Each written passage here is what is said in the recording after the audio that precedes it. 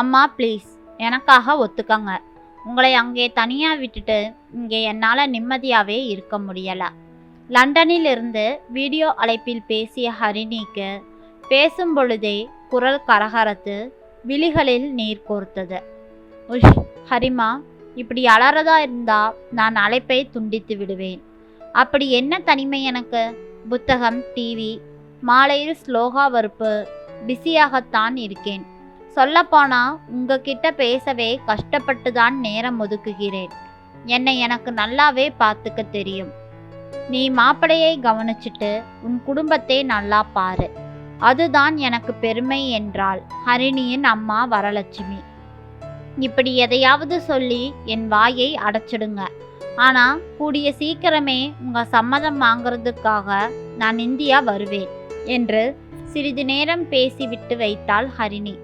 அம்மா தனக்காக வரன் தேட ஆரம்பித்த பொழுதே உள்ளூர் மாப்பிளைதான் வேண்டுமென்று சொன்னாள் ஹரிணி. எல்லா வகையிலும் திருப்தியாக அமைந்த வரன்தான் ரூபேஷ். திருமணம் முடிந்து 1 ஆண்டு கடந்த நிலையில் திடீரென வேலையில் மாற்றம். ஹரிணி, எங்கள் ஆஃபீஸ் கிளை லண்டனில் திறக்க போகிறாங்களாம். என்னை நிரந்தரமாக அங்கேயே இருந்து பார்த்துக்க சொல்கிறாங்க. எல்லா வசதியும் கம்பெனியே செஞ்சு கொடுத்துடுமாம். நீ சொல்கிறபடிதான் ஹரிணிமா, வேணாம்னா இங்கேயே வேற வேலை தேட வேண்டியிருக்கும் என்றான் ரூபேஷ். அவன் கண்களில் தெரிந்த ஏக்கத்தை புரிந்து கொண்டாள் ஹரிணி. ஹரிணி விபரம் சொல்லிய மறுநொடியே, ரொம்ப மகிழ்ச்சிடா, வாழ்க்கையோட போக்கிலேயே போக பழகிக்கணும். இன்னைக்கு வேண்டாம்னு விடுற வாய்ப்பு இன்னொரு சந்தர்ப்பத்தில் நமக்கு அமையுமான்னு சொல்ல முடியாது. சந்தோஷமாக போயிட்டு வா என்றாள் வரலட்சுமி. ஆயிற்று. தாயை பிரிய மனமின்றி ஹரிணி லண்டன் சென்று 2 ஆண்டுகள் ஓடிவிட்டன. ஆண்டுக்கு ஒரு முறை அவர்கள் இந்தியா வந்து போகும் செலவையும் கம்பெனியை ஏற்றது. மகளிடம் பேசிவிட்டு போனை வைத்த வரலட்சுமிக்கு தன்னை அறியாமல் கண்களில் நீர் கோர்த்தது.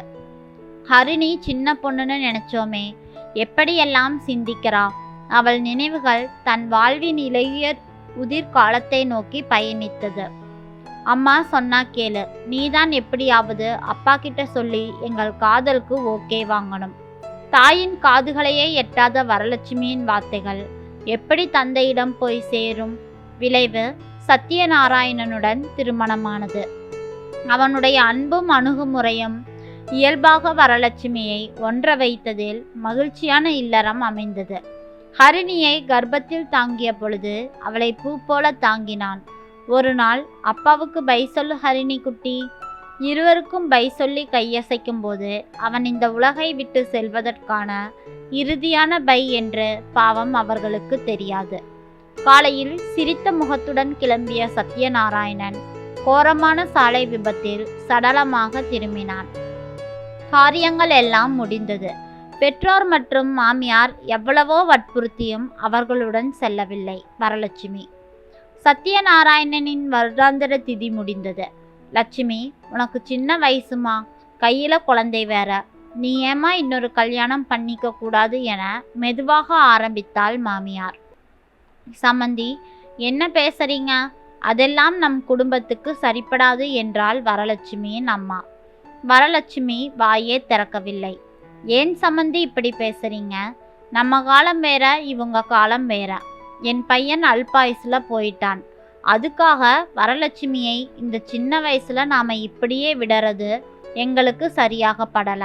ஊருலகத்துக்கெல்லாம் நாம பார்த்தா நம் பிள்ளைங்களுக்கான கடமையை சரிவர செய்ய முடியாது என சத்யநாராயணனின் பெற்றோர் எவ்வளவோ எடுத்து சொல்லியும் வரலட்சுமியின் பெற்றோர் பிடிவாதமாக மறுத்தனர். எனக்கு மறுமணத்தில் எல்லாம் விருப்பமில்லை என வரலட்சுமி சொல்ல அவர்களால் ஒன்றுமே செய்ய முடியவில்லை. குழந்தை ஹரிணியின் சுட்டித்தனத்தில் துக்கத்தையெல்லாம் கொஞ்சம் கொஞ்சமாக மறக்க ஆண்டுகள் உருண்டோடின. வீட்டு பெரியவர்கள் ஒருவர் பின் ஒருவராக இறக்க எந்த சூழ்நிலையிலும் மனோதைரியத்தை விடவில்லை வரலட்சுமி. அவள் தாய்தான் உடல் உபாதைகளால் ரொம்பவே சிரமப்பட்டாள். தன் கூடவே வைத்து பார்த்து பணிவிடை செய்தாள் வரலட்சுமி. லட்சுமி அம்மா, உன்னை ரொம்ப சிரமப்படுத்துகிறேன். அம்மா, தப்பு பண்ணிட்டேன்னு நினைக்கிறியாம்மா? எந்த தப்பம்மா கேட்குற என வாய் வரை வந்த வார்த்தைகளை கட்டுப்படுத்தி சும்மா அதையும் இதையும் போட்டு குழப்பிக்காம மனசை அமைதியா வச்சுக்கோமா. உன்னை பார்த்துக்கிறதுக்கு என்னோட கடமைமா. சிரமம் அது இதுன்னு பெரிய வார்த்தையெல்லாம் பேசாம தூங்கு என்றாள் வரலட்சுமி. மறுநாள் காலை தாய் மீளா தூக்கத்திற்கு போய்விட்டதை அறிந்து கட்டுப்படுத்த முடியாமல் கதறினாள். தாயின் இழப்பு வரலட்சுமியை உருக்குலைய செய்தது. ஒரு வழியாக மீண்டு ஹரிணி வளர்ப்பில் கவனம் செலுத்தி அவளை நல்ல இடத்தில் திருமணமும் செய்து கொடுத்து விட்டாள் வரலட்சுமி. இந்த 50 வயசுல ஒரு சூழ்நிலையை எப்படி எதிர்கொள்ள வச்சுக்கிற விதிய நினைச்சு சிரிக்கிறதா அலறதான்னு தெரியலையே என மனம் புழுகினாள் வரலட்சுமி. இரவு சாப்பிட பிடிக்காமல் போய் படுத்து விட்டாள். பக்கத்து அப்பார்ட்மெண்ட்டில் வீடியோ அழைப்பில் தந்தை காமேஷிடம், பிடிவாதம் பிடிக்காதீங்கப்பா, உங்களுக்கு எங்க கூட வந்து ஜெர்மனியில் இருக்க சம்மதமா, இல்லை நாங்கள் சொன்ன மாதிரி 2ஆம் கல்யாணம் பண்ணிக்க சம்மதமானு கேட்க போறதில்ல. உங்களுக்கு ஒரே வாய்ப்பு தான், அதுவும் கல்யாணம் தான். அதுவும் உங்க மனசுக்கு பிடிச்சவங்களோட என இழுத்தான் மகன் காமேஷ். உமேஷ், விளையாடாத, இந்த வயசுல போய் 2ஆம் கல்யாணமா? யாராவது கேட்டா சிரிப்பாங்க. அப்பா, வயசுங்கிறது ஜஸ்ட் நம்பர் தான். நீங்க தானே சொல்லுவீங்க. எனக்கு 10 வயசு இருக்கிறப்ப அம்மா மஞ்சள் காமாலையால் இறந்த பின் எனக்காக மட்டுமே வாழ்ந்த உங்களுக்கு நாங்கள் ஏதாவது செய்யணும்னு ரொம்ப வருஷமா ஆசைப்பா. நான் எவ்வளோ சொன்னாலும் நீ புரிஞ்சுக்க மாட்ட. இந்த வருஷ விடுமுறைக்கு ஊருக்கு வருவேன் இல்லை, அப்போ இது பற்றி பேசிக்கலாம் என கூறி சிறிது நேரம் மருமகள், பேரன், பேத்தி அனைவரிடமும் ஜாலியாக பேசிவிட்டு போனை வைத்தார் காமேஷ். நாங்கள் என்னடாவென்றால் இத்தனை வருஷம் கழிச்சு சந்தித்ததே நல்ல விஷயம்னு நட்பா இருக்கோம். ஏன் இந்த பிள்ளைங்க எங்களை வேண்டாத வம்புல இழுத்து போட பிளான் பண்ணுதுங்க.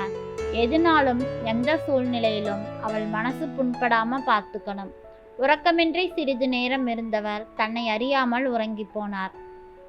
சொன்னது போலவே லண்டனிலிருந்து வந்ததும் அம்மாவுடன் ஜாலியாக ஷாப்பிங், சமையல் என பொழுதுபோக்கினாள் ஹரிணி. தந்தை காமேஷை பார்ப்பதற்காக ஜெர்மனியிலிருந்து வந்திருந்தான் உமேஷ். இருவரும் சந்தித்து கொண்டார்கள். சமையல் பொறுப்பு என்னோடது, நீங்க சமத்தா ஆபீஸ் மட்டும் போயிட்டு வருவீங்களாம். ஏண்டா எனக்கு இந்த பனிஷ்மெண்ட் என்று உமேஷ் சூப்பராக சமைப்பது தெரிந்தும் பாவமாக முகத்தை வைத்து கேட்டார் காமேஷ். ஞாயிற்றுக்கிழமை வரலட்சுமி மற்றும் ஹரிணியை மதிய உணவு சாப்பிட அழைத்திருந்தான் உமேஷ். காலையிலிருந்து பார்த்து பார்த்து விதவிதமாக சமைத்திருந்தான். அங்கிள், இந்தாங்க பால்கோவா, உங்களுக்கு பிடிக்கும்னு அம்மா சொன்னாங்க, நானே செஞ்சேன் என்றாள் ஹரிணி. சூப்பரா இருக்கு ஹரிணி என்றவர் மகன் வரலட்சுமி மற்றும் ஹரிணிக்கெல்லாம் கொஞ்சம் கொடுத்து விட்ட மிச்சம் இருந்ததை கொஞ்சம் பாக்கி எனக்குத்தான் என தனியாக எடுத்து வைத்து கொண்டார் காமேஷ். அவர்களுக்கு தனிமை கொடுத்து தனக்கு உதவி செய்வதற்காக ஹரிணியை உள்ளே அழைத்தான். வரலட்சுமி எழ முயற்சிக்க நாங்க மட்டும்தான் என்றான் உமேஷ். சிரித்தபடி அமர்ந்து விட்டார். இந்த முறை எப்படியாவது நம்ம பிளேனை செயல்படுத்த ஏற்பாடு செய்ய வேண்டும் என்றபடி இருவரும் வேலையை முடித்தனர். நால்வரும் பேசிக்கொண்டு ஓய்வாக இருந்தனர். சொல்லு ஹரிணி, ஏதோ பேசணும்னு நினைக்கிற மாதிரி தெரியுதே என்றான் உமேஷ். நான் நேரடியாகவே விஷயத்துக்கு வரேன். ஏற்கனவே குடும்ப நண்பர்களா இருக்கிறவங்க 2 பேரையும் வாழ்க்கையில் இணைக்கணும்னு பிரியப்படுறோம் என்றாள் ஹரிணி. நீங்க 2 பேருமே தர்ம சங்கடமா நினைக்க கூடாதுன்னு தான் குடும்பத்தை விட்டுவிட்டு இந்த முறை நாங்க தனியா வந்திருக்கோம் என்றான் உமேஷ். உங்களோட வருத்தத்தை எங்களால புரிஞ்சுக்க முடியுது உமேஷ். நாங்க ஒன்றும் விடலை பருவத்துல இல்லை. ஒருவேளை எங்க கல்யாண வாழ்க்கை தோல்வியில் முடிஞ்சிருந்தா கூட பரவாயில்லை. 2 பேருமே எங்கள் வாழ்க்கை துணையுடன் சிறப்பாகத்தான் வாழ்ந்திருக்கிறோம் என நினைக்கிறேன். நாங்கள் இவ்வளோ நல்ல குழந்தைங்க எங்களுக்கு. இதை தாண்டி வேற எதுவுமே தேவையில்லை. 5 வருஷத்துக்கு முன் காமேஷ் இந்த ஃப்ளாட் வாங்கி குடி வந்ததுமே நாங்கள் ஏற்கனவே அறிமுகமான குடும்ப நண்பர்கள்னு இந்த காலனியில் மற்றவங்களுக்கு தெரியப்படுத்துறது தான் முதல்ல செஞ்சாரு. ஏன் தெரியுமா, நாங்கெல்லாம் இந்த சமூகத்தில் வாழ்ந்து பழக்கப்பட்டவங்க. எங்களோட உறவை மற்றவங்க கொச்சையா விமர்சிக்கிறது மட்டுமல்ல, நினைச்சிடக்கூடாதுங்கிறதுலையும் நாங்கள் தெளிவாக இருக்கோம் என்றாள் வரலட்சுமி. ஆனால் அம்மா என உமேஷும் ஹரிணியும் இடை புகுந்தனர்.